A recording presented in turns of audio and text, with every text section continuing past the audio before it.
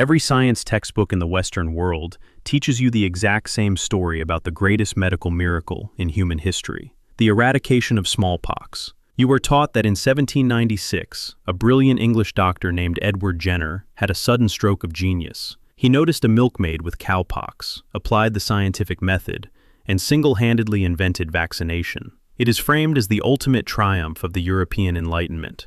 It is a story that paints the West as the undisputed savior of the human race, using logic and reason to conquer the dark ages of disease. It is also a lethal historical erasure. Edward Jenner did not invent the concept of immunization. He simply rebranded an ancient Eastern medical procedure, a procedure that the Western medical establishment had spent the previous century violently and arrogantly rejecting.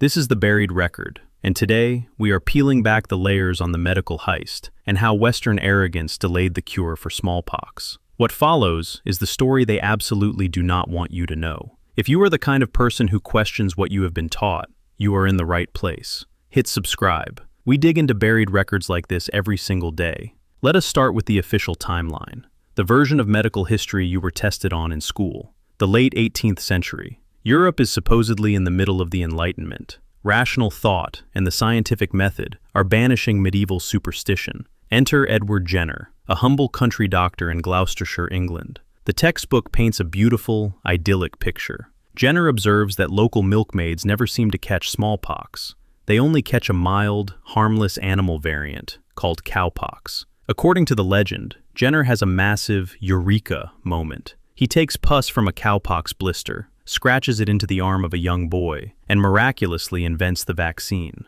Humanity is saved. Western science conquers nature. The narrative is clean, heroic, and entirely Eurocentric.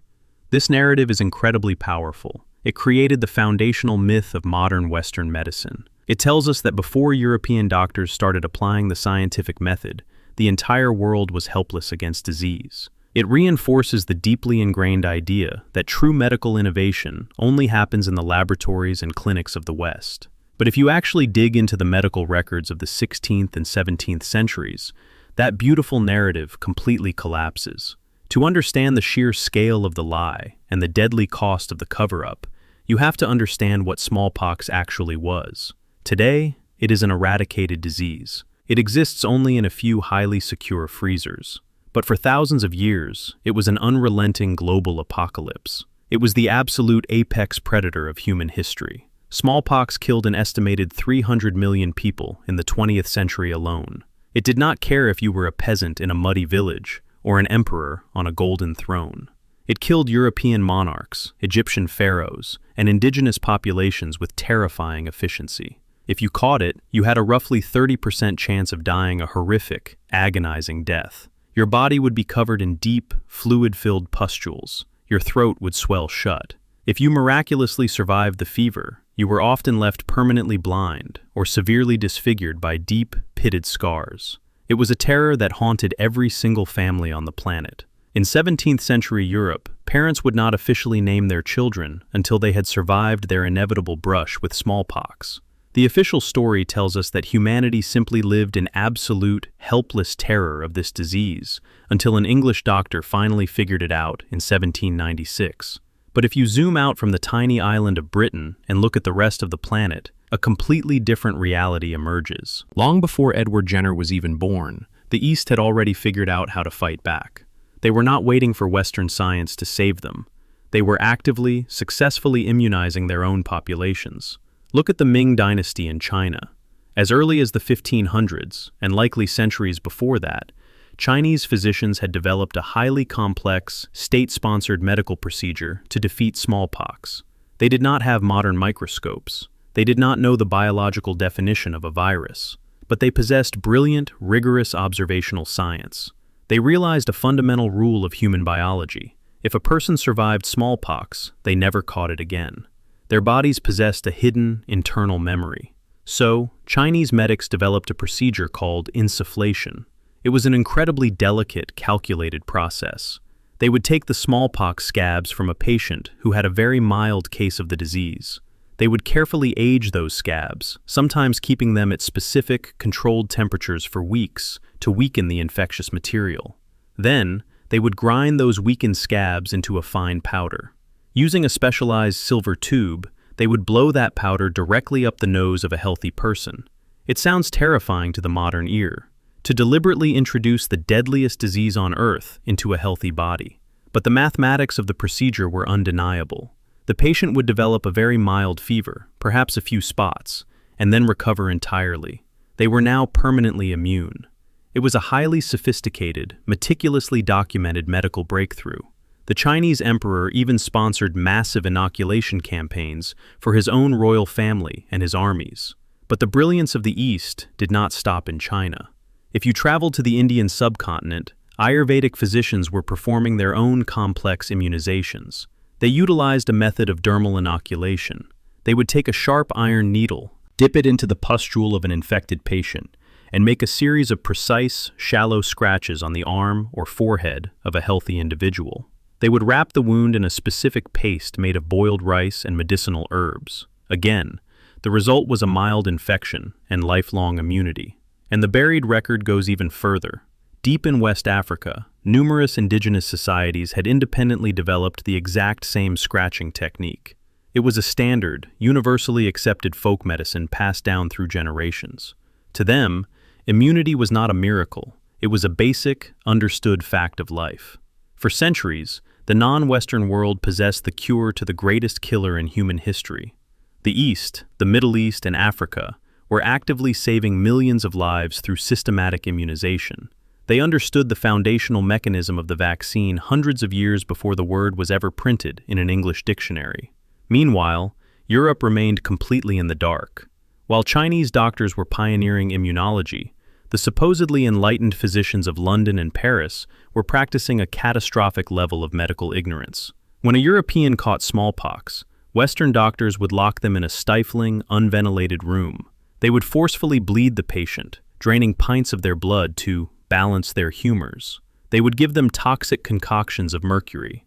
They were actively accelerating the death of their own citizens through sheer, unscientific stubbornness.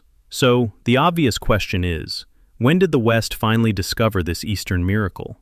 When did European doctors look at the massive success of Chinese and Indian inoculations and humbly accept the cure? The answer is the darkest, most infuriating layer of the buried record.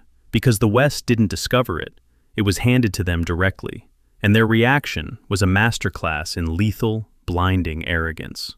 The year is 1721. A terrifying outbreak of smallpox hits the city of Boston in the American colonies. The disease is sweeping through the crowded wooden streets, killing with absolute impunity. The European colonists are terrified. They are locking their doors, praying, and watching their families die. The Harvard-trained physicians of the city are completely powerless. Their only medical advice is to keep the patients warm and bleed them with leeches. It is a death sentence. But inside the house of a prominent Puritan minister named Cotton Mather, a completely different conversation is taking place. Mather is terrified of the outbreak. He asks an enslaved West African man living in his household, a man named Onesimus, if he had ever had smallpox. Onesimus answers yes and no. He explains to Mather that back in Africa, long before he was kidnapped and sold into slavery, he had undergone an operation. He shows Mather a small, faded scar on his arm. Onesimus explains the exact procedure of dermal inoculation. He describes how the elders in his society took fluid from a smallpox victim, scratched it into his skin, and gave him a mild fever. He tells Mather that because of this African medical knowledge, he is completely immune. He can walk through the dying streets of Boston, and the disease will not touch him. Cotton Mather is astounded. He begins interviewing other enslaved Africans throughout Boston. He discovers that almost all of them have the exact same scar. They all confirm the exact same procedure. They are all immune. Mather realizes he has just been handed the cure to the apocalypse. He immediately writes an urgent letter to the medical establishment of Boston. He tells them that the enslaved African population possesses a highly effective, proven medical procedure to stop the outbreak. He begs the doctors to start inoculating the citizens of Boston immediately. How did the brilliant, enlightened, scientifically minded Western doctors react? They erupted in absolute, violent fury. The leading medical authority in Boston, a man named Dr. William Douglas, launched a vicious public campaign to destroy the credibility of the procedure. But he didn't use science. He used pure, unadulterated racism. Dr. Douglas and the medical elite of Boston were absolutely horrified by the idea that they, highly educated European men, should take medical advice from an African slave. They publicly mocked the procedure as African magic and heathen superstition. They claimed that it was mathematically impossible for a primitive, savage society to possess a medical cure that had eluded the brilliant minds of Europe. They argued that even if the procedure worked, introducing an African practice into a white Christian body was an abomination. The backlash was not just rhetorical, it was physically violent. The doctors whipped the citizens of Boston into a terrifying frenzy. An angry mob surrounded Cotton Mather's house. In the middle of the night, someone threw a lit bomb straight through his living room window. Attached to the explosive was a note that read, "I will inoculate you with this." By sheer luck, the bomb failed to detonate, but the damage was done. Because of their blinding ethnocentrism, the doctors of Boston completely rejected the cure. They chose to let their own citizens die agonizing, completely preventable deaths, simply because they could not accept the skin color of the man who handed them the medicine. But the medical heist of the 18th century does not stop in Boston. At the exact same time, an identical tragedy of Western arrogance was playing out on the other side of the Atlantic, in the very heart of the British Empire. Let's rewind just 4 years, to 1717. Meet Lady Mary Wortley Montagu. She is a brilliant, highly observant English aristocrat, but she carries a deep personal trauma. Smallpox has completely ravaged her life. The disease killed her beloved brother. It infected her, stripping away her eyelashes and leaving her face heavily pitted with deep, permanent scars. She knows the true terror of the disease better than any textbook physician. In 1717, her husband is appointed as the British ambassador to the Ottoman Empire. Lady Montagu travels to Constantinople, modern-day Istanbul, and when she arrives in the glittering capital of the Islamic world, she witnesses something that completely shatters her understanding of reality. Smallpox is not a death sentence in the Ottoman Empire. It is treated as a minor, manageable inconvenience. She observes a highly organized, completely normalized medical culture of inoculation. She attends what the Ottomans call engrafting parties. In the autumn, when the heat of the summer has faded, groups of families gather together. An elderly Ottoman woman, a highly trained specialist, arrives with a small nutshell filled with the best smallpox strain. She takes a needle, makes a tiny scratch on the arms of the children, and introduces the fluid. Lady Montagu writes detailed, astonished letters back to London. She describes how the children play together during the procedure. They develop a mild fever for 2 days. They rest, and then they are perfectly healthy. There are no horrific scars, there is no blindness, and most importantly, nobody dies. The Ottoman Empire has systematically neutralized the greatest killer in human history. Lady Montagu is so thoroughly convinced by the Eastern medical science that she makes a massive, terrifying personal decision. She orders the embassy surgeon to inoculate her own 5-year-old son using the Ottoman method. The procedure is a complete success. Her son is permanently immune. In 1721, Lady Montagu returns to London. She brings the ultimate medical prize back to the West. She has the exact procedure, she has the eyewitness accounts, and she has her own living, immune son as absolute proof. When a smallpox epidemic hits London that very same year, she makes a massive public display. She calls the top royal physicians to her home and has her young daughter inoculated right in front of them. She is handing the British medical establishment the exact same cure that Onesimus handed the doctors of Boston. And the British medical establishment reacts in the exact same arrogant way. The Royal College of Physicians, the absolute gatekeepers of Western science, are deeply insulted. You have to understand the towering ego of the 18th century European doctor. They consider themselves the absolute pinnacle of human intelligence. And suddenly, a woman with no formal medical degree is standing in front of them, telling them that the Islamic world has completely outsmarted them. The doctors launch a massive campaign to discredit Lady Montagu. They attack the procedure on 2 distinct, highly prejudiced fronts. First, they attack its origin. They call it Oriental folk medicine.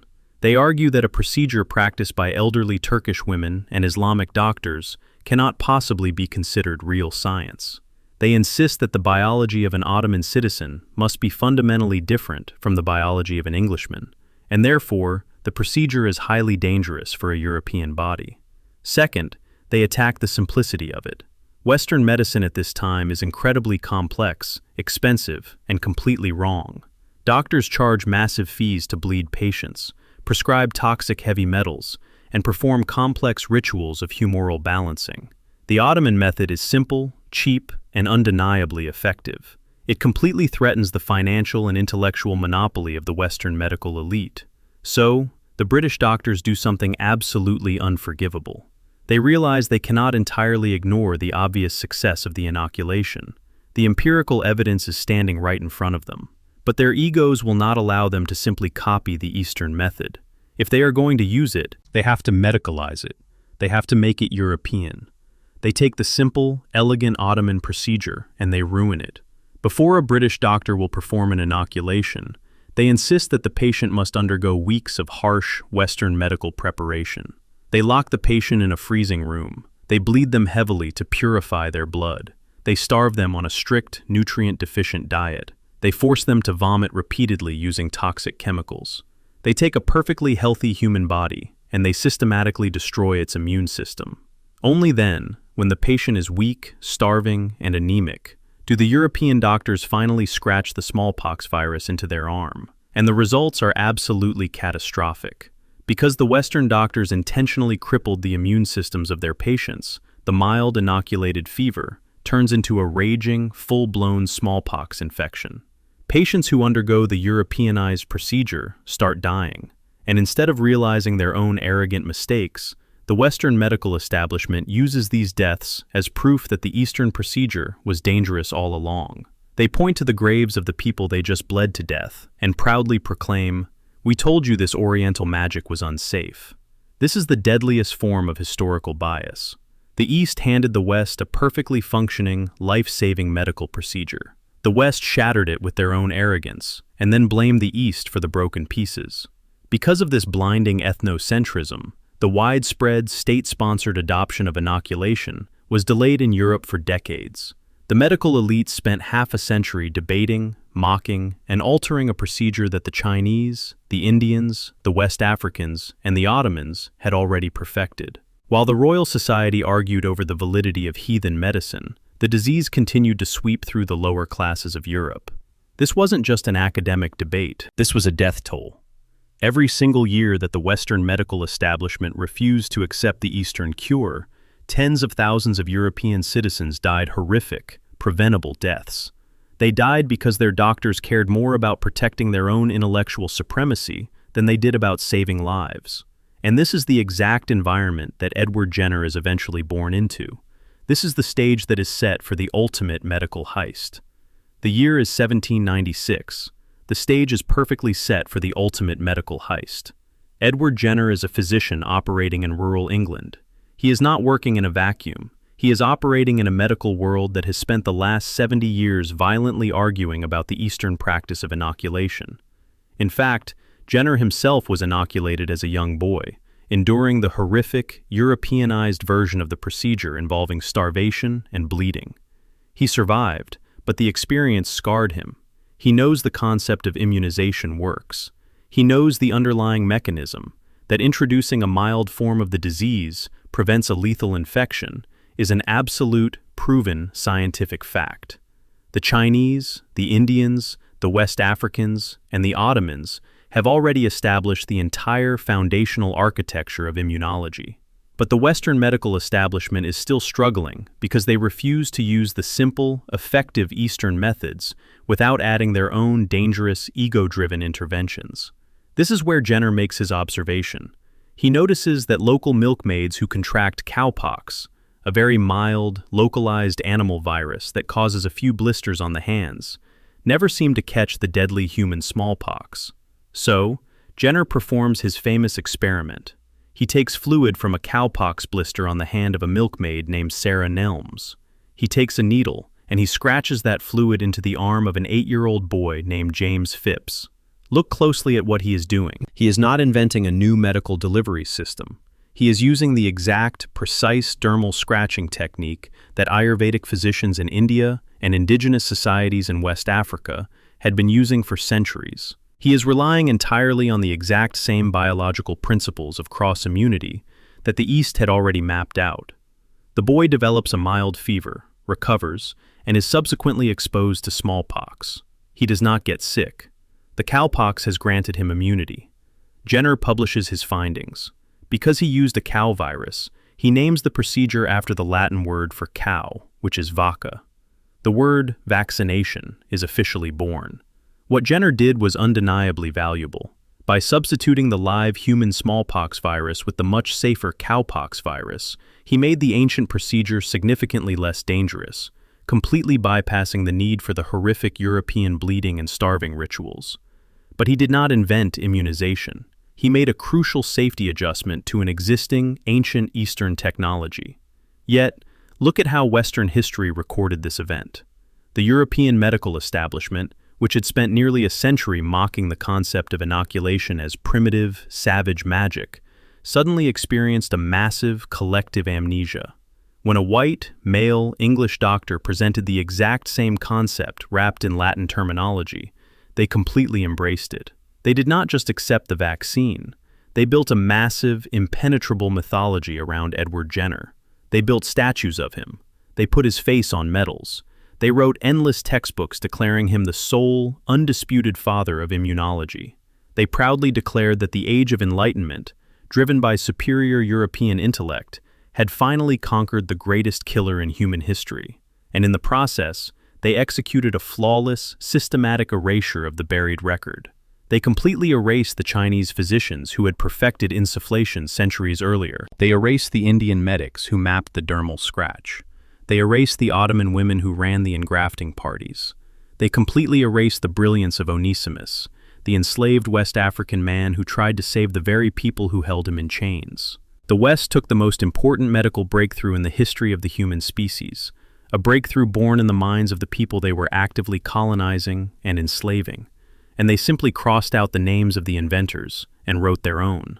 This is the true, dark reality of the medical heist. It is the deadliest form of historical bias. When a civilization genuinely believes that it possesses a monopoly on human intelligence, they do not just write arrogant history books, they actively blind themselves to life-saving reality. The doctors of Boston and London were so deeply infected with white supremacy and cultural arrogance that they literally let their own children die, rather than admit that an African or an Ottoman might know something they didn't. They delayed the widespread, safe adoption of immunization for decades.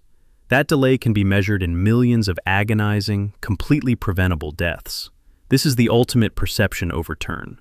When you walk into a modern hospital today, you are surrounded by the language and the aesthetic of Western science. We are taught that modern medicine is a uniquely European invention, exported to the rest of the developing world as a benevolent gift. But the buried record proves that the absolute foundation of global immunology, the very concept that allows modern civilization to exist without the constant, terrifying specter of mass plagues, was built by the exact civilizations the West claimed were backwards.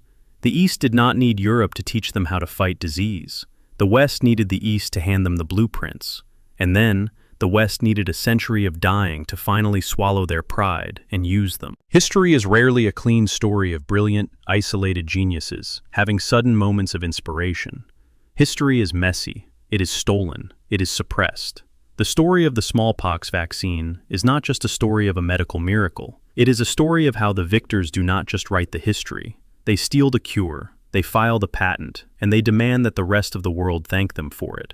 The next time someone tells you that Edward Jenner single-handedly invented the vaccine, remember the engraved silver tubes of the Ming Dynasty. Remember the arm of Onesimus. Remember the engrafting parties of Constantinople. Everything you just heard is documented. It is in the letters of Cotton Mather. It is in the correspondence of Lady Montagu. It is in the ancient medical texts of the East. The question isn't whether it's true. The question is, why weren't you taught this? If this changed how you see the history of medicine, share it with someone who needs to hear this. And if you want to go deeper, the buried record has a lot more to reveal. Subscribe, and we will keep digging.